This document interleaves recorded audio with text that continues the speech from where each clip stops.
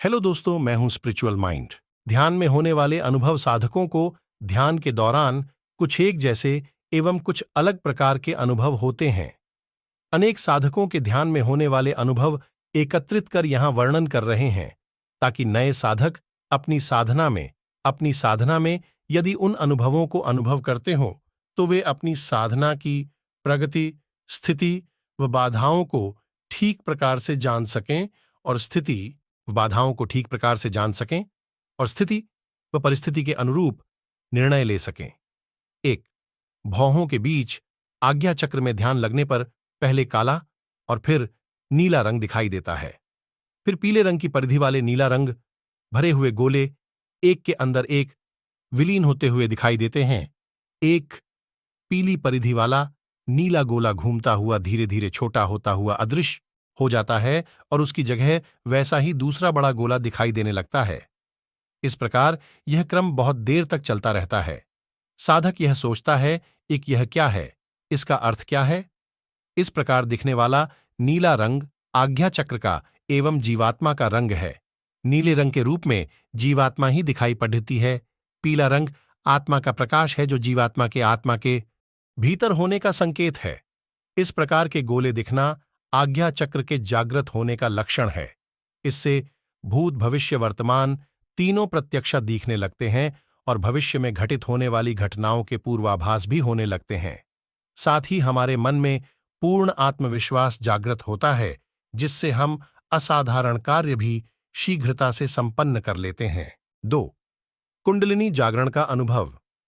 कुंडलिनी वह दिव्य शक्ति है जिससे सब जीव जीवन धारण करते हैं, समस्त कार्य करते हैं और फिर परमात्मा में लीन हो जाते हैं। अर्थात यह ईश्वर की साक्षात शक्ति है।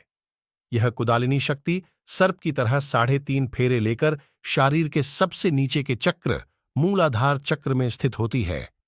जब तक यह इस प्रकार नीचे रहती है, तब तक हम सांसारिक विषयों की ओर भागते रहते हैं, परंतु जब यह जागृत होती है तो उस समय ऐसा प्रतीत होता है कि कोई सर्पिलाकार तरंग है, जिसका एक छोर मूलाधार चक्र पर जुदा हुआ है और दूसरा छोर रीढ़ की हड्डी के चारों तरफ घूमता हुआ ऊपर उठ रहा है। यह बड़ा ही दिव्य अनुभव होता है। यह छोर गति करता हुआ किसी भी चक्र पर रुक सकता है। जब कुंडलिनी जागृत होने लगती है तो पहले मूलाधार चक्र में स्पंदन का अनुभव होने लगता है। यह स्पंदन लगभग वैसा ही होता है जैसे हमारा कोई अंग फड़कता है। फिर वह कुंडलिनी तेजी से ऊपर उठती है और किसी एक चक्र पर जाकर रुक जाती है। जिस चक्र पर जाकर वह रुकती है, उसको वह उससे नीचे के चक्रों को वह स्वच्छ कर देती है, यानी उनमें स्थित नकारात्मक ऊर्जा को नष्ट कर देती है। इस प्रकार कुंडलिनी जागृत होने पर हम सांसारिक विषय भोगों से विरक्त हो जाते हैं और ईश्वर प्राप्ति की ओर हमारा मन लग जाता है। इसके अतिरिक्त हमारी कार्यक्षमता कई गुना बढ़ जाती है। कठिन कार्य भी हम शीघ्रता से कर लेते हैं। 3. कुंडलिनी जागरण के लक्षण।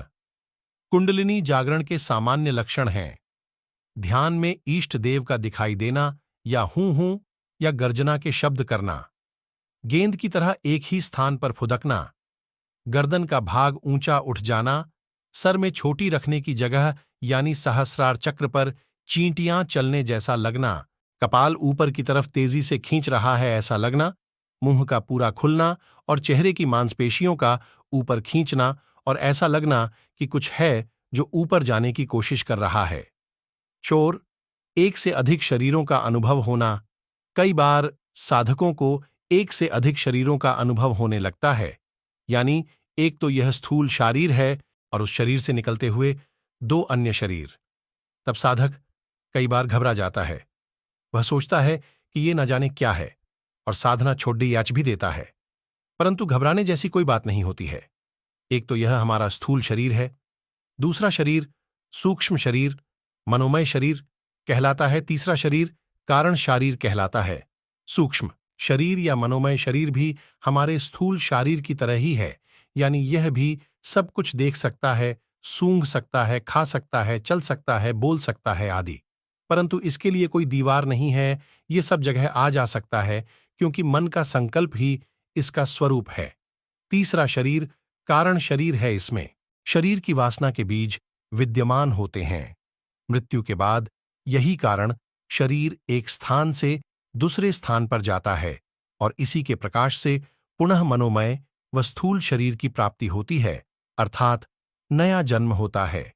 इसी कारण शरीर से कई सिद्ध योगी परकाया प्रवेश में समर्थ हो जाते हैं। वीडियो अच्छा लगा हो तो चैनल को सब्सक्राइब कीजिए, लाइक कीजिए और शेयर कीजिए। धन्यवाद।